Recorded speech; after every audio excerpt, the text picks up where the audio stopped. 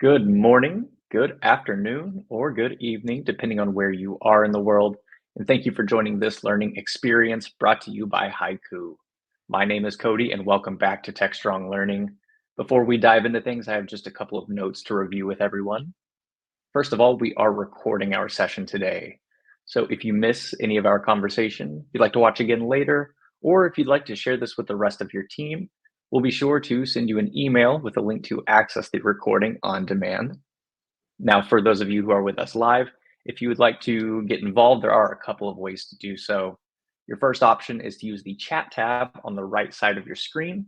And when you find that chat tab, I'd like you to let us know from where in the world you're joining from today. If you have specific questions, we do want you to direct those to the Q&A tab on the right side of that chat section. We'll be doing some pretty heavy demoing, some polls, so please do send in questions when you have them, and we'll do our best to address them. I just touched on it, but we will have a couple polls that will launch throughout our program today, mostly here at the beginning. So keep an eye out for those as we pop those up. And if you jump over to the handout section, you'll see there are a couple of additional resources for you there. So feel free to grab those while you're with us. Last but not least, we will select two of our most engaged attendees today to win a $50 Amazon gift card. So thank you in advance for your chats, for your questions, and of course for our post-webinar survey. We'll tell you more about that toward the end of our program today. So today's topic is the AWS Recovery Workshop, Secure the Development Lifecycle from Build to Run. I'm joined today by Andy Fernandez, Director of Product Management at Haiku. Andy, thank you so much for joining us today on Techstrong Learning. I'm going to let you take it away from here. Thank you so much. Hi, everybody. Andy Fernandez. I'm the Director of Product Management here at Haiku. And I just want to thank you for your time and attention. Please, if you have any questions, use that Q&A function and the chat for comments as well.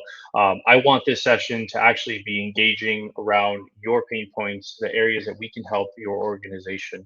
So please be active. Let us know what you think. And I promise you that I will update the way that we speak about this and even our demo, and I will tailor it to your needs. But today, the reason we call it the AWS Recovery Workshop is because the concept of backup is completely changed when we look at cloud native and SaaS applications. So we're not going to talk here about copies or anything like that. We're going to talk about how to ensure recovery or restore of your data, your configurations across your entire development lifecycle. But don't worry, this is not just a DevOps focus. Everything that we're going to cover here today also applies to those in the audience who are on the ITSM side of the house. But the principles are the same, and even the types of coverage is the same. There's just different use cases that we can support there.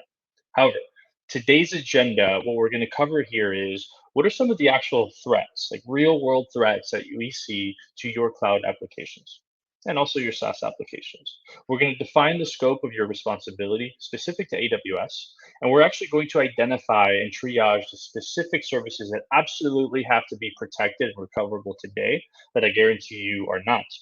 Then we're going to have a conversation about how to manage backups, especially when it comes to AWS data protection, whether you build or buy.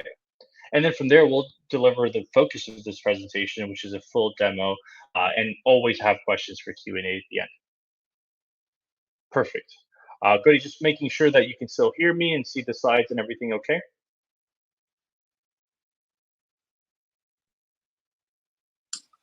Absolutely. All right, perfect. Just doing an OCD check. All right, so before we even get started, I do want to give you a little bit of background into who we are because it will matter towards the end of the session. We're Haiku. We're the first and only data protection platform that's actually built to scale to protect the world's thousands of applications. That sounds like an exaggeration. I promise you, it is not. Our focus and motto here is data anywhere, protected everywhere. What does that actually mean? Well, it means that everyone on this call has some form of flavor of hybrid cloud, of full cloud native applications, all the way to serverless and SaaS applications. That data is all over the place. You need a solution and a platform that allows you to protect it regardless of where it is. We have over 3,600 customers in over 75 countries. Most important thing about us, though, is our NPS is over 90. We have a customer obsessed customer success engineering and support organizations. Let's actually get into the matter at hand today, which is threats to your cloud data. What does this actually mean when we talk about data? There are 6 core reasons you need to think about backup and recovery. And I know backup and recovery sounds a bit old school, right? It sounds like, well, we had, you know, a backup admin on-prem who was taking snapshots of VMs. Andy, we live in the cloud world. We don't need to worry about that anymore. Well, we are all have been very wrong about this. The first thing, and the first threat to your data, to your configurations or functions within AWS, is going to be human error, accidental deletions. Whether it's somebody accidentally overwriting a policy or somebody accidentally deleting something, some form of human error will always happen, and you must anticipate for recovery when there is human error involved. The other part is a little bit less frequent, but happens way more than you think in your organization. And that is malicious deletions. We've actually seen scenarios where we have bad actors, all the way from admins to pretty senior engineers who may be disgruntled and have a lot of access. And it is very difficult to clean up these policies sometimes. So you see incidents of malicious deletions all the time. And then you get corruptions, you get bugs, you get misconfigurations. Did I accidentally redeclare my environment with my CloudFormations template? Did I accidentally wipe out all my data? We've seen examples of all of these happen as well. And of course, something that I am going to touch on a little bit more heavy today is ransomware, specifically ransomware attacks targeting cloud and SaaS applications. We know it is a prominent target. And of course, for many of you out there, whether you are in the EU and you have to follow NIS2 or DORA directives, or in the US and you are following a healthcare financial regulation, backup and recovery is a core requirement across the board. And of course, the last one is there's always going to be some form of Murphy's Law with these things. Regional outages happen, and you may also want to make sure that you have the idea and understanding of how you would recover from that. But these are very general reasons, but these are things that we see in our customers' environments all the time. These are very common threats. However, what we do think about and what we've observed is that a couple of you probably have seen a spike in ransomware attacks from, let's call it 4 to 5 years ago, when you really started to see a higher volume. And the reason that came out was because we saw the growth of what we call ransomware as a service markets in dark web. Meaning I can go, I can buy mailing lists, I can buy a script, and I could, with some form of sophistication, deliver a decent attack. Today, we're already seeing live applications of jailbroken Gen AI applications that are optimized for crime. And what they mean is that somebody can grab one of these, let's use Worm GPT, Evil GPT as an example, and you can design an end to end attack only using human language as prompt. We're even talking about sophisticated malware that you can create using these LLMs. What does this actually do? Well, it makes individual criminals much more dangerous because their attacks are much more sophisticated, but it makes criminal syndicates a meaner, leaner development organization that is purpose built for crime. So what we're seeing is we're already seeing a pretty wild increase in volume, but what truly is threatening is the quality of these attacks are growing every single day, and we continue to observe it. The other piece, though, too, is cyber criminals in the past were very focused on encryption of, for example, ESXi and your VMs and making sure that the company is put. But what we're seeing is that they understand that a lot of people have migrated to the cloud. They have fully modernized in the cloud. And there are specific incidents now where they are explicitly targeting cloud configurations. Whether it's S3, whether it's Fargate, you name it, we are seeing an increase that's pretty drastic in cloud focus and cloud conscience incidents. This is obviously relevant to the market share that we see in the public cloud, but it's something to keep in mind that you're always going to have deletions. You're always going to have to deal with compliance. You're always going to have the threat of misconfigurations, and that happens whether you're on-prem or in public cloud.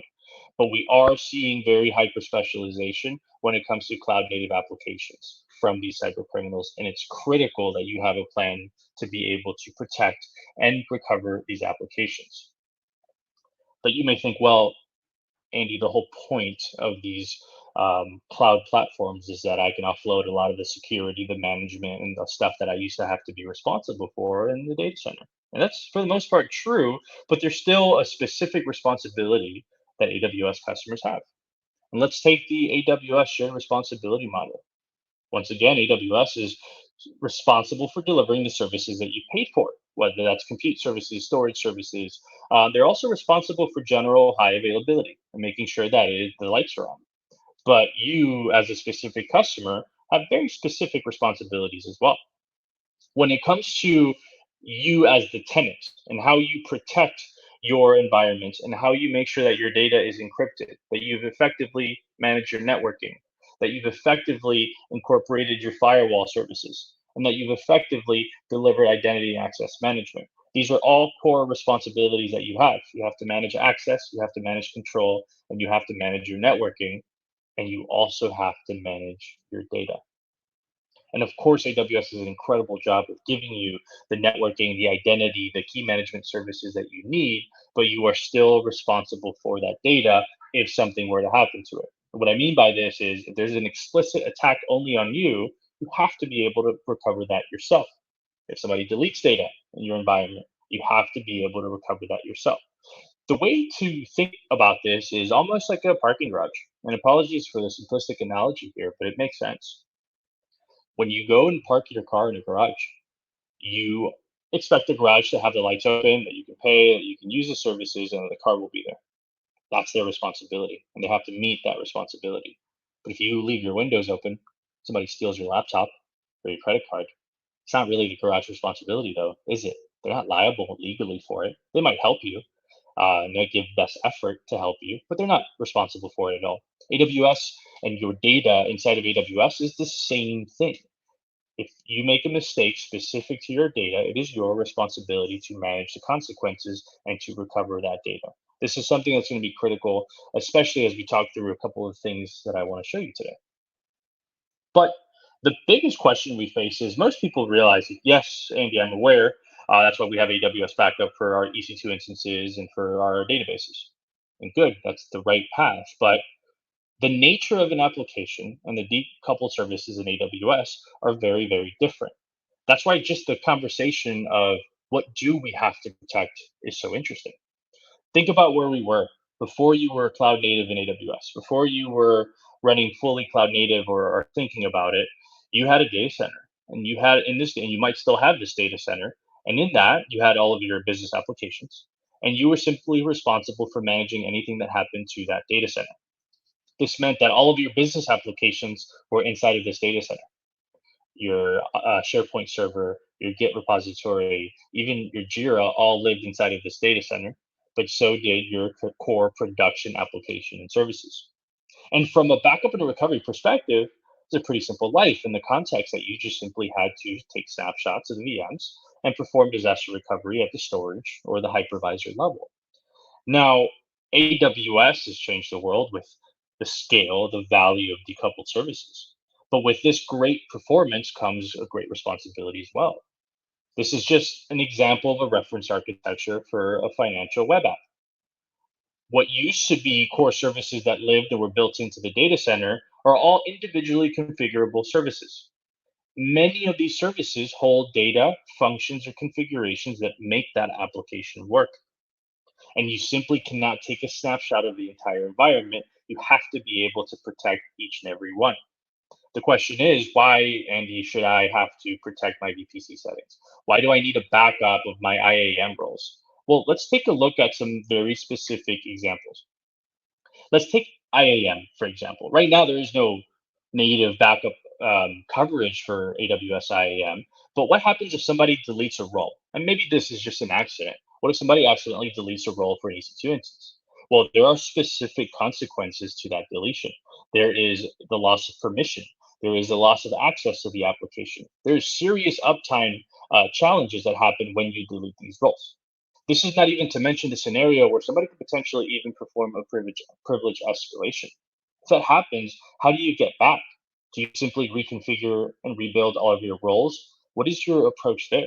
It's very important to have these runbooks in place to understand because these scenarios happen all of the time. Now, here's the question: what happens if somebody accidentally deletes a key rotation?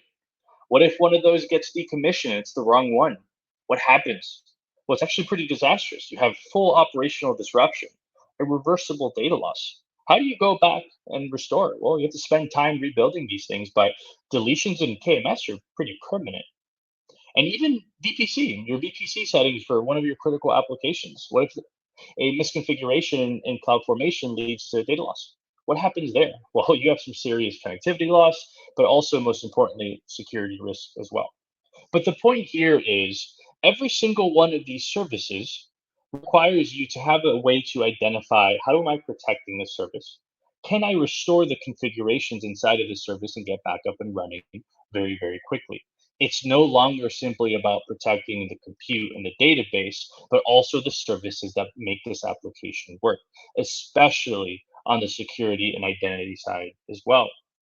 But something that I want to mention is, in the past, we haven't seen any enterprise backup options that allowed you to do so. Everyone can perform a backup and a recovery of EC2. Some can perform even file level restores in EC2. We have not seen any that can help you restore an IAM admin or a key rotation or a subnet setting in VPC. So it's very critical to understand that this is a current gap in most organizations' environments. And what we've seen is the backup space, third party backup vendors, have brought the same approach that they had on prem to your cloud native applications in AWS. And that approach is, well, on prem, we used to protect VMs and the storage. So let's make sure that we protect the VMs and provide some type of database level backup as well. And that's very important. You must do that in AWS as well. But guess what? You have all of these other services that are equally as important to your application, to your architecture, that also must be protected, that must be recoverable. The configurations inside of them are critical and must be recoverable. Whether it's VPC, whether it's WAF, whether it's IAM, whether it's AWS config, it doesn't matter. It's critical to be able to understand how these work. Now, with that being said, I'm very curious in the audience for polling to see what you guys are running to today, because I will tailor the demo to show you how we can restore some of these services. But I would love to see from the polling if we can get that up and running to see your answers now.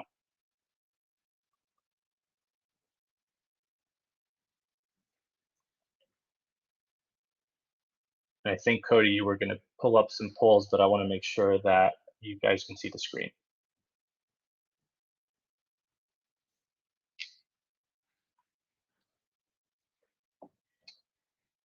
Anybody? I'm just going to pause here real quick. Okay, so the first poll is going to be, what AWS compute services are you using? I'm going to stop sharing real quick. Okay, what we're seeing here is EC2. Obviously, this makes sense. We're seeing everybody use these the same, of course. We also see heavy coverage of EKS and Lambda. There's also other things that follow compute too, like Elastic Beanstalk and these other services. But okay, noted. I think this was pretty much expected. Now, when you answer these questions, think through, what are you using to protect these applications today? For example, what happens with Lambda? What if somebody deletes your functions? Where are all the destinations, the triggers, everything inside of that Lambda function in case it gets deleted? And of course, with EKS, you have a clear backup use case as well. But perfect. Let's move on to another service. Now, what IAM and key management services are you using today? I will answer for what we're using as well. And let's see what folks say.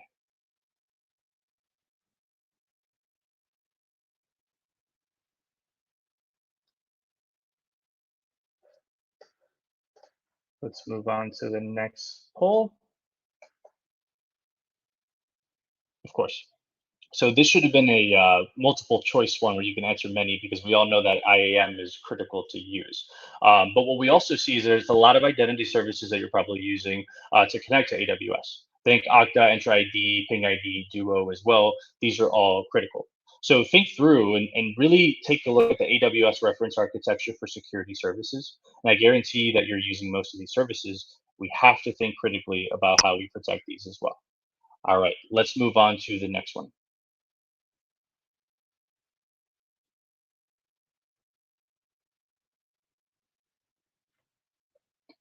And it's, what AWS security networking services are you using today?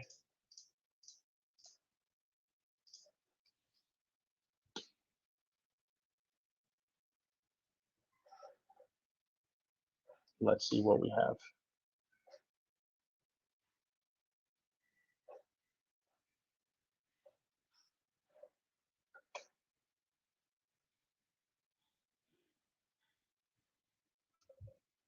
Okay.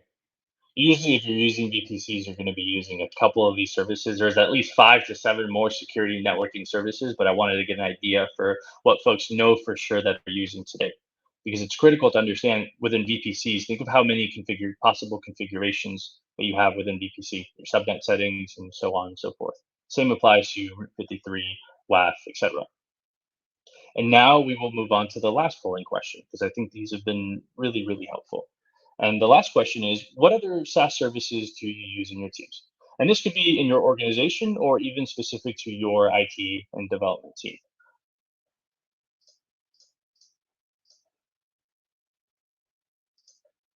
Let's see what we see from folks.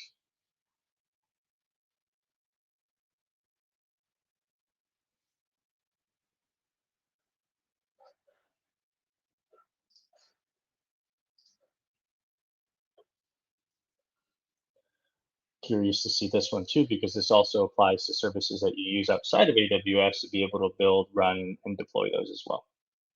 And perfect. Interesting. Okay.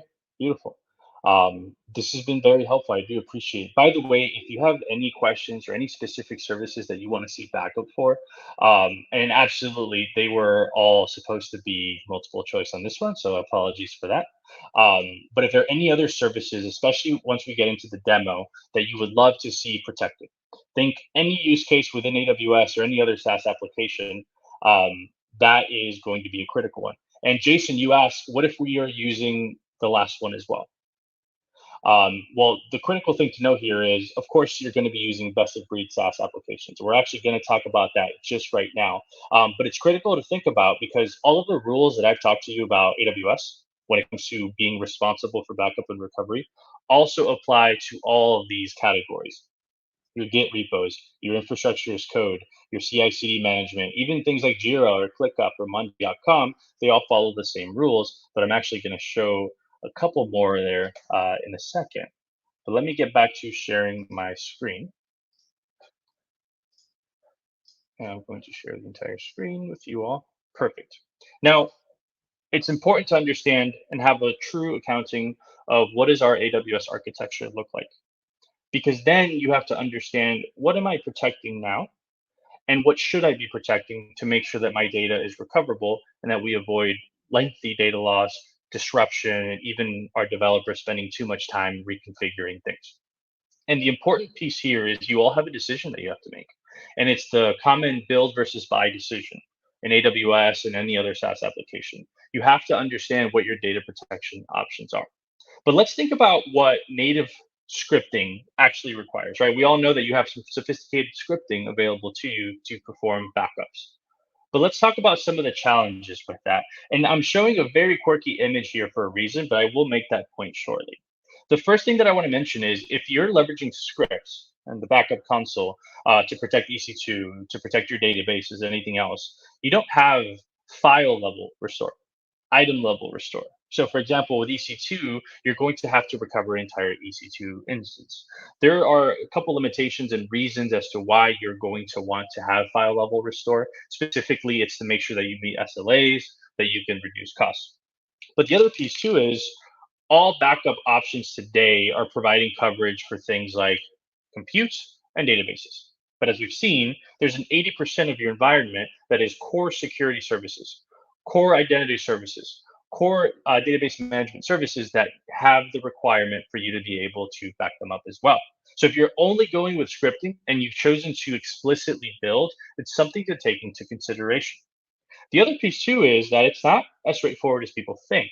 Of course, scripts can be straightforward at the beginning, but as your application grows and your backup requirements mature, it will become more and more difficult. What do I mean by that? Well, you start with taking a snapshot of your with EBS of your EC2 instances.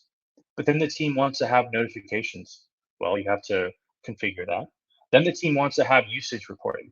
Well, you have to configure that. Then you want to have integration into other services as well. Every single decision that you have to make, every single point within the backup process has to be configured, built, and then constantly managed and seen through in the organization. What does this do? It kind of creates a Rube Goldberg machine across your organization. And even just performing your backups using scripts for EC2 can already be pretty cumbersome. Now, if you're looking at performing cross-regional recoveries and DR functions, there are separate functions in scripting that you have to do for that. But something that I want to cover that's very important here is if you choose to build your backup within AWS, apart from not having item level restore, apart from not having full coverage of your security services, you will also not have coverage of the things outside of AWS. And that last polling question was meant to help you identify what are some of those services that also need backup. Things like GitHub, Jira, Circle CI are also critical services that make up your application. So that's the concept of today. That's where we're going to get into the demo. And it's taking a look at what are the decisions that you have to make today based on your architecture within AWS. How are you protecting the services inside of AWS? But how are you also protecting the services outside of AWS that are still equally as important to the organization?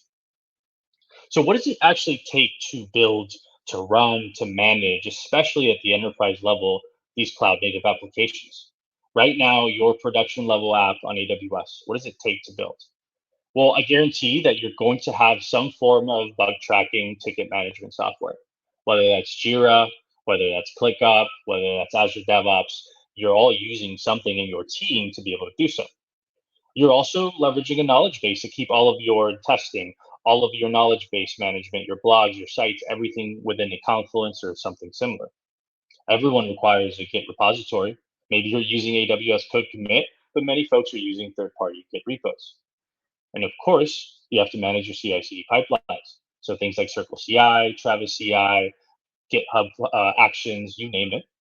And whether you're using CloudFormations or Terraform, you have some form of declarative infrastructure that you're using. And you might have things from the customer identity perspective. Maybe you're using Cognito, maybe you're using Entra ID, or you're using Okta as well.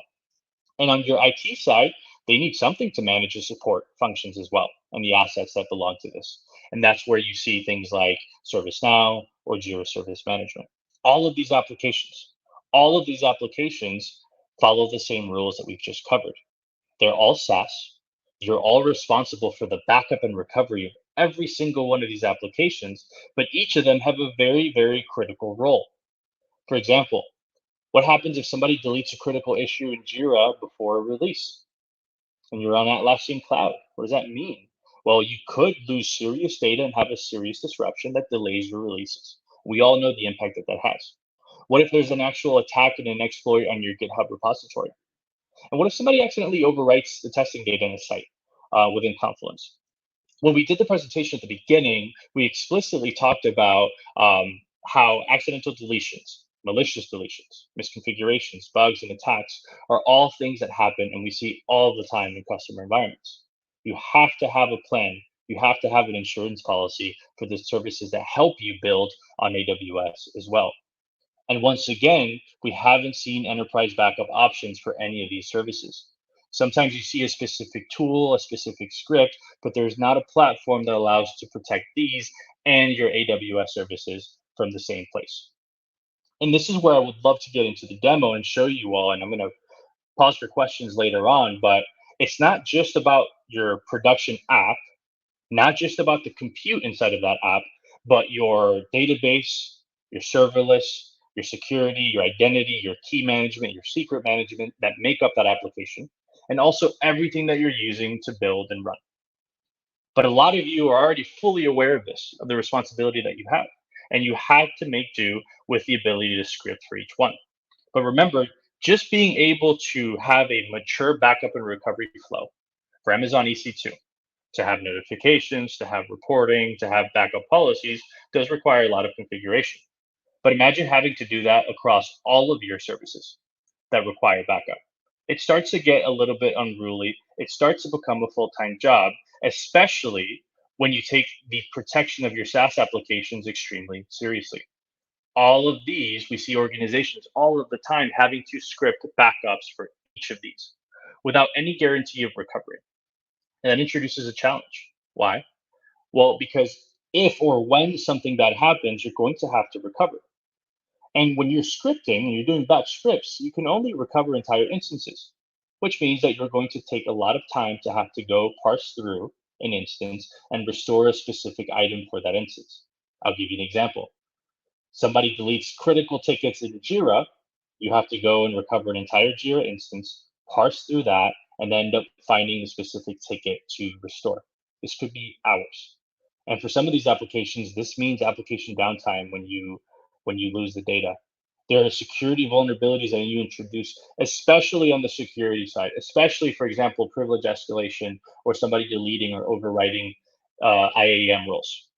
The recovery time is extremely lengthy, but one of the biggest damages here is the impact on developer productivity.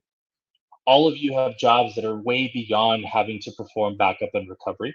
You have to go and build, you have to go and optimize and architect. If you were to effectively protect all of the services that you have in the cloud, it would be a full-time job. And of course, it can become very difficult to understand your storage costs when you're running scripts, especially for the backups of compute and even S3 storage. But these are some of the consequences to think about because it's critical to understand you have to perform backups. You have to be able to recover, but it could be a daunting challenge. So the reason why we're here, the reason why I'm so interested in speaking to you all is actually show you this is an exact problem that we've observed at Haiku, and we've built a platform, we've built a service to help you do so beyond just your cloud apps, beyond your cloud services, but also on the SaaS side as well. And I like to refer to it not as an undo, but as an undelete button for your data and configurations. And just a little bit of context for today, especially what I'm going to cover in the demo. Haiku, as I mentioned at the beginning, we're the first and only data protection platform that is built to scale to actually all of the services that your organization is using. We have the broadest coverage in AWS. So it's not just about protecting the stuff that you already do today with EC2 and your databases, but even being able to back up your S3 buckets, to be able to restore roles in IAM, to be able to protect KMS, to be able to do so for cloud formations, even your parameters must be protected and your parameters must be recovered. We have the broadest protection, but I'll actually show all of this to you in the demo. But what I wanted to mention too is it's not just about coverage of your services in AWS.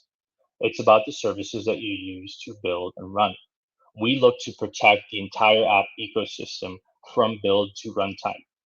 Somebody deleted something in IAM. Somebody accidentally deleted a rotation key in KMS, a file in EC2, a Jira ticket, your GitHub repo. It shouldn't matter. You should be able to undelete all of these. But instead of slideware, let me actually show you a very simple architecture and what Haiku can do across the board. And I'll show this to you in a demo environment. And please continue adding your questions to the Q&A. So let's start with the most basic level. Something that Haiku can do already today is file level restore of EC2. When we think about Haiku and what we're able to do, this is a fully managed backup service. This means that you assign your policies. I'll show you the demo, and then you're always able to restore from that. And you can deliver file level restores, not only for EC2, but you can also recover your databases. You can protect and recover from S3. You can restore functions in Lambda. You can restore your roles, your permissions in KMS, IAM. You can even restore from Terraform, from Jira, even things like Asana that you're using for project management. The whole point is the entire lifecycle is protected by Haiku, but I think it's time for me to actually show you how that works. Let me stop sharing. And actually, I see some incredible comments here around compliance. Absolutely. One of the things that we see here on the compliance side is, for example, if you're in Europe, backup and requirement is a core requirement. If you're in financial, if you're in legal, you have to not only have backups, but actually be able to prove the backups as well. And we'll get into all of the questions here as well. Let me just get back into sharing my screen. And Cody, I may ask you to confirm with me that you're able to see the product. Yes, we see the welcome to Haiku page with the form on the right. Beautiful. All right, thank you all. So one of what you're seeing here is our cloud. This is Haiku. This is our platform. This is what you would be using to actually go and protect all of these services. And of course, basic table stakes, you have to have MFA enabled. I'll use Okta, but you can use any of your IDPs to use Haiku regularly. So I'm signing in now, and I'm going to show you the entire process and how it works. But one thing that we address off the bat, this is actually free for anybody, that you have full access to this, is sometimes it's hard to know how many services you're actually running. How many applications does my organization use? So I'm going to show you something that we have. It's called rgraph. And as long as you have Okta or AD, we're able to add an API token and fully help you discover all of the services that belong. So this is actually live prod of Haiku. This right here is our company. These yellow nodes are the departments in our company. And what we're able to do is actually start exposing all of the services that belong to each one. This is done by crawling through the entire directory of your IDP. That looks like a lot. It can be very unruly. What we do is help you organize this and start exposing the applications that don't have any native backup and recovery. So let's take something like Slack. Many of you either use Slack or Microsoft 365, but guess what? Slack doesn't come with a native recovery capability. It doesn't come with a native backup automation. It doesn't come with native offsite storage automation. So when you're in a compliance scenario, or you regularly depend on your business to run on Slack or Zoom or Zendesk, you need to go and find a way to protect it. The same thing applies to the services that we're running today. But let's now get into the actual protection of critical AWS services. Something that I'm going to mention here is we work natively with AWS using their APIs to be able to do this without any type of agents or any type of proxy servers. This is a direct integration into AWS. And of course, it's built on top of it and allows you to scale natively with it. Doesn't matter how many workloads, what kind of capacity you're running, Haiku will dynamically scale. But let's actually get into the most basic requirements, being able to protect instances. The first thing that you have to understand about Haiku is that we have backup policies. What does this mean? It means you can say goodbye to scripts from a backup perspective. All you do is create a policy and you define the retention, or sorry, the frequency of the backups. So you may say, well, for EC2, I would like a daily backup. But for my Git repository, I would like a backup every 4 hours. Or maybe for IAM, I'd like a backup every 2 hours. You get to choose. You then get to choose the data retention. Now, one critical piece here is you might see other backup services out there that offer you data retention as well, but it's their backup infrastructure. It's somebody else's storage target, not your organization's storage target. One of the most important things about what we can do at Haiku is we actually point all of the backups automatically to your S3 storage. This is your S3 bucket in your control according to your residency requirements. Haiku does not touch it. It is an encrypted highway from AWS to your S3 bucket, and we do not have access to these backups. This is critical because you want to avoid a larger threat surface, even when it comes to backup. But the policies you simply assign in a click once you discover the instance. You can handle multiple AWS accounts. You simply add the account IDs. You assign the policy for example, let's say EC2, and then it works in perpetuity.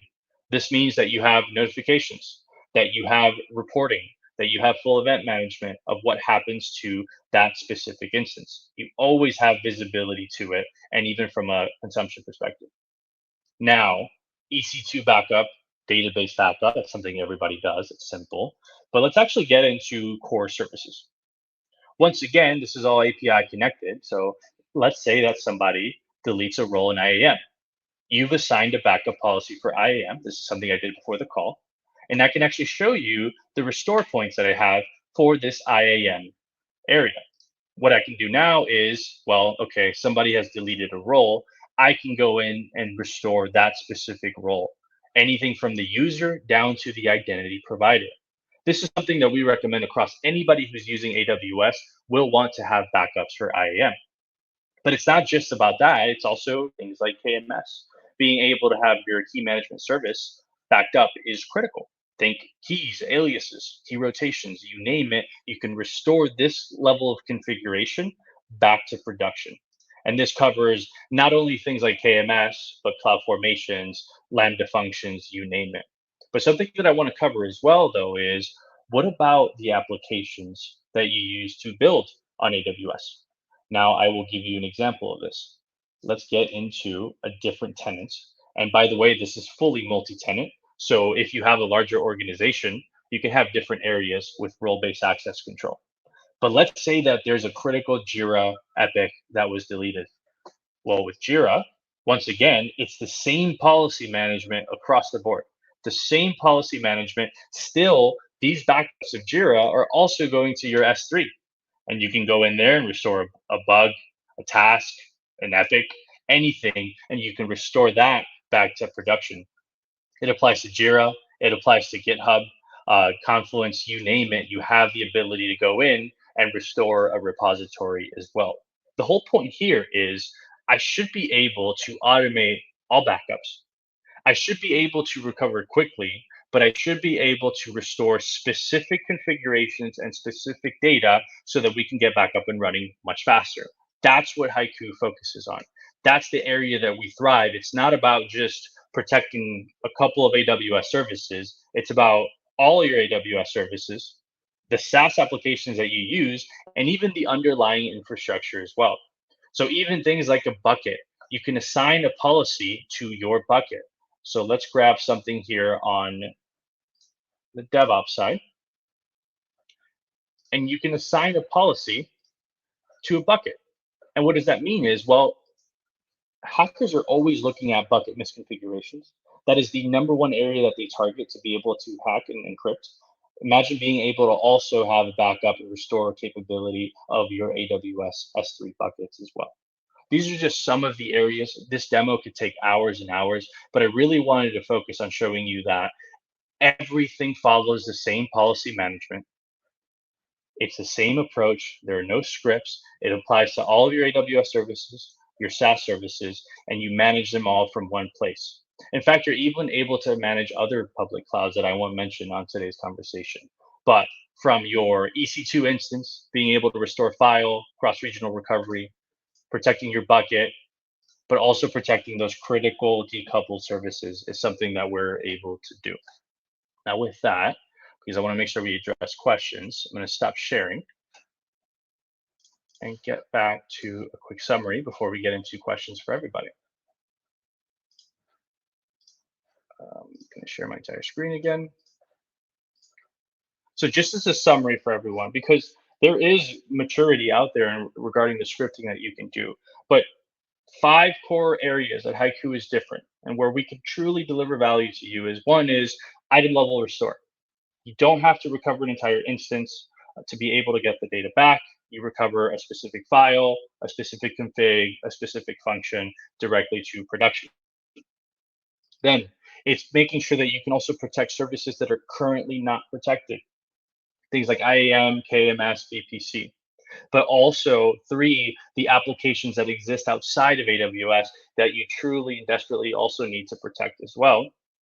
And this is still all done natively. This is not about us creating bulk exports and calling it a backup. This is true restore to production with native integration for every single service that we protect. And in fact, we have over 60 integrations within AWS and all of the additional SaaS applications out there. And we can even help you protect what you still have on-prem. Let's say that you still have some applications managed on-prem in VMware or Nutanix or NetApp. Haiku is able to support that as well. This is true consolidation, true unification of all of your backup and recovery. Now, what I want to mention before we get into questions too here is why not just try it? Everyone here has a 14-day free trial. You scan this link, select the AWS service that you want to protect, and you can start running. And our customer success engineers will help you get through any type of questions that you have.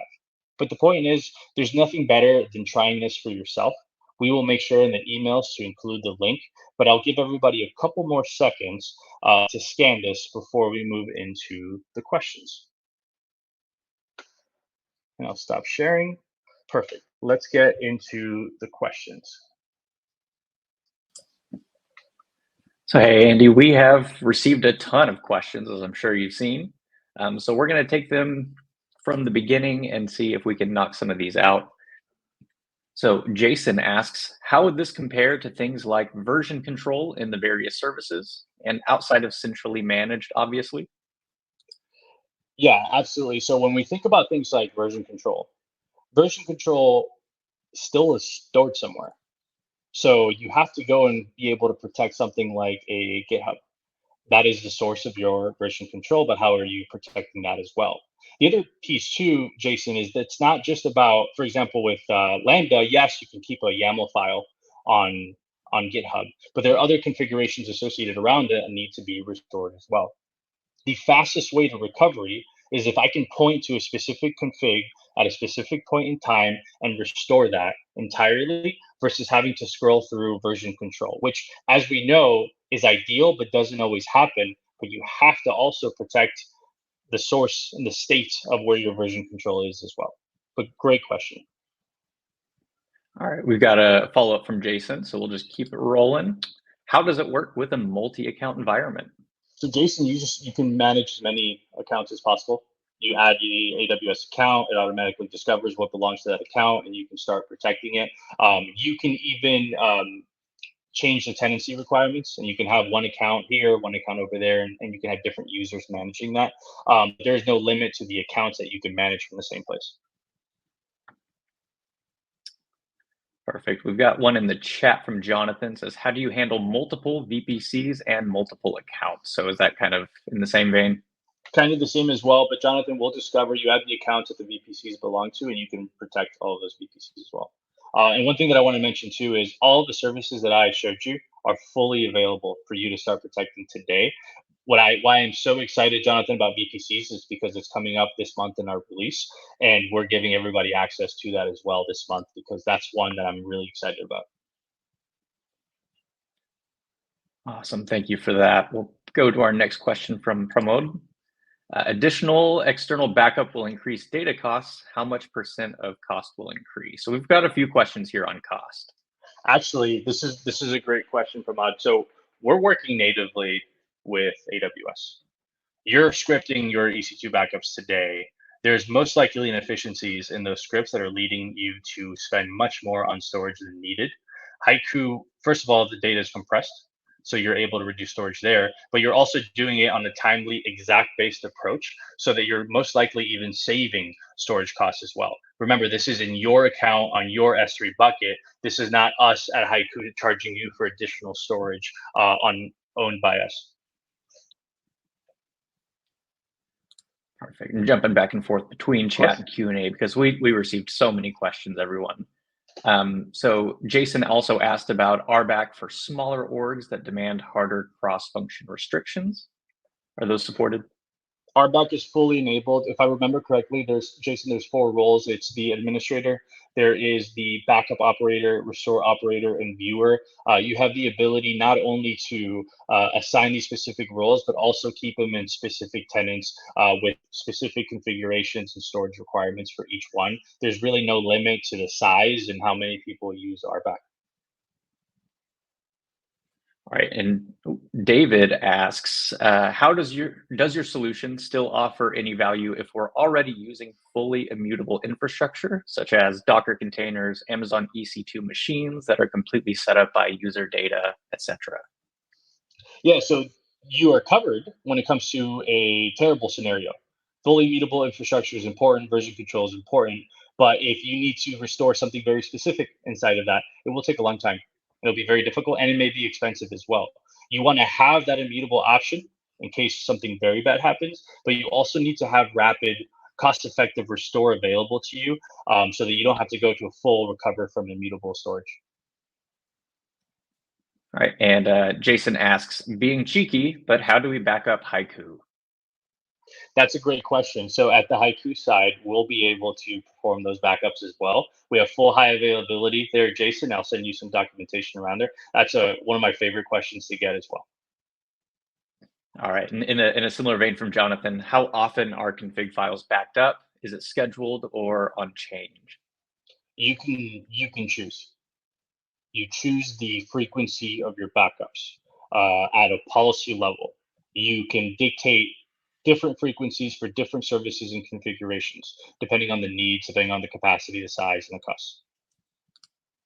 All right, and is there a one-click backup and restore function? Yes, actually, yes. The backup, you literally assign a policy. We have prepackaged policies that we've created. Think of it as bronze, gold. where it's daily or every 6 hours. You assign it in one click, no more scripts, and it's fully automated. Also, you search when you're ready for the recovery. You search, you identify that, and you can restore that directly to production in one click. All right, back to the Q&A so we can put these up on the screen. What level of access will you have to the AWS account? So Mohammed will provide full documentation of the access. It depends on the types of services, but we have very clear delineation of that access, and I'll send it over to you. Do I need to purchase my own hardware to run Haiku? No, this is agentless software only. Think of it as an encrypted highway of the source to your S3 bucket, or even Google Cloud or Wasabi bucket that you choose, that you own. This is only software. There's not even an agent involved here. This is deep integration with the APIs of every vendor we help protect. Where are the backups stored? Encryption, and who has the access to the encryption keys? So backups are stored in your control, in your storage settings, in your AWS accounts managed by you. No one in Haiku will have access to any of this. And I'll provide a document that has all these answers for you, Mohammed, because you're asking the good questions. The All tough right, ones. we've also got a very pointed question here from Mauricio. So this one, how is the price based? Is it based on resources, services, data, and where can we find these pricing details? No, this is a perfect question. So Mauricio, however you're paying AWS for that specific service is most likely how we're going to license it. So for example, on Lambda, it's on a function basis. For VPCs, it'll simply be $1 for per VPC. It's going to be very straightforward to what it is that you're protecting, and we'll send a full breakdown to you. This also applies to SaaS. Anything on the SaaS is going to be user based. How many Jira users do you have? How many Okta users do you have? That's all going to depend on how that vendor licenses it to you. We will follow the same rules on the AWS Management Console. All right, and it looks like we are at our final question so far. So I'll just tell everyone to submit your questions now. We've still got a few minutes here. We'd love to talk to you today. So popping up Jason's latest question, is there a list or Yes. roadmap for services outside of the ones listed on the site? So Jason, we have a development platform that allows us to scale. We have over 65 integrations already. What are some of the things that we're going to include are going to be things like VPC this month. We're also adding Route 53. We're adding WAF. But every month you will see additional AWS services, other public cloud provider services as well, and SaaS that get added. But you have a full say. So inside of our product, when you are on our marketplace that you can see, you can request specific protection for something that's not in that marketplace, and it will be delivered to you. So let us know what it is that you care about protecting, and we will get it done. For folks asking as well on the multiple public clouds, we support all three. We support all three. In fact, right now you're able to even manage AWS and Google in the same spot. We're adding Azure into that, but all three are supported, plus the SaaS services that we talked to today. Great. We have Austin in our audience who just asked if you would provide that same documentation to everyone, just because he says they're asking basically the same questions. Yeah, we will absolutely do the same. We'll actually follow up on pricing as well, because it all depends on what it is that you're using, but you can assume it's how you're licensed for it, a small percentage of what you're actually paying for it as well. All right, we'll pop up a new question we got from Lynn. So DevOps is integral to modern development. How does this workshop guide organizations in integrating security seamlessly into their DevOps practices? That's a great question. So what we're seeing is the last 20 years when we talk security have all been focused on prevention. And you have incredible services out there, things that you're using on Datadog, things that you're using like Sneak, for example, that are focused on the security side of the house. But what we've seen is that no matter how much money the industry spends on security, attacks get through, exploits get through. Cyber criminals are always on the side of innovation when it comes to ransomware. And the reason being is it's not a matter of if, I know it's cliche, but it's when an attack happens. So when we think through what this is changing from a DevOps perspective is making sure that you add recovery as a last line of defense because something will happen. And that the fact that you have an insurance policy that allows you to restore when something happens from the DevOps workflow is critical for most organizations. All right, we've got 54 minutes into our program today before I've even heard the word AI. So we're going to jump into this next question. So for Yes, support, are you using AI or are there human humans. contact support They're responses? humans only. We will never do that. What we pride ourselves is not just that we have 24/7 support. We have an NPS score over 90, but we have 24/7 support. And Gareth, you are assigned a customer success engineer that is there not only in case something is wrong, but also helping you optimize and your AWS and SaaS environments as well. Always will be humans. All right, and let's go ahead and pop up that QR code one more time, if you don't mind, because our next Yes. question from Gitesh is, do you offer a trial and/or free version for personal cloud? Yes, absolutely. Let me share this. Let me know when you guys can see. You see that, Cody? We sure do. So, Hitesh, we actually have something called the AWS Freemium, where, for example, for EC2 and things like that, if you're just doing snapshots, it's free for you to use. Reach out to me personally after this, and I'll make sure that you have an exact access that's indefinite for you. But if anybody has home labs, testing environments, it's free. You can use that. But the QR code that I'm showing you today, it's a 14-day trial for all of the services and SaaS that we've talked about today from the same platform. So scan that. It'll also be on the asset. But if you have specific questions around a home lab, please contact me and I will give you access to our freemium version. All right, Andy. Well, we are at the top of our time, and we've actually hit just about every question that we've received so far. So before we end things, I'd like to just give you the opportunity to leave us with any closing words or any final remarks. No, absolutely. Something I would say is, look, no matter who you choose to protect your applications, the most important thing is that you actually protect all of them. Don't leave any gaps. This is not the same world that we had 10 years ago where snapshotting VMs was enough. This is a funky, different world. It's incredible. There's scale, there's flexibility, but you have to make sure that you're protecting all these services. So it's just not going to be a focus on choosing Haiku. So make sure that you go and protect. There are things that we do that nobody else can do, and I'm very happy to answer any questions and get you up and running. But I just wanted to thank you all for the questions, the time, and everything. Awesome. And so everyone, I've put a link at the top of the chat just to our webinar survey. If you wouldn't mind filling that out for us, we would love to hear your thoughts. There's also a question on there. I believe it's the second to last question, but it just asks if you'd like to be reached out for a demo. Please do let us know there, and we'll be sure to let the folks over at Haiku know to follow up with you afterwards. But Andy, thank you so much for joining us today on Techstrong Learning. It's been such a pleasure. Thank you, Cody. Thank you all. Of course. So before I release our audience, a couple of final reminders. Our session today was recorded and will be emailed to you as soon as that recording becomes available. You can also find it living on the DevOps website. Just visit devops.com/webinars. I'd like to thank everyone for their chats and questions, and a thanks in advance for filling out our survey pinned to the top of the chat. Your participation in one or all three of those has made you eligible for our $50 Amazon gift card giveaway.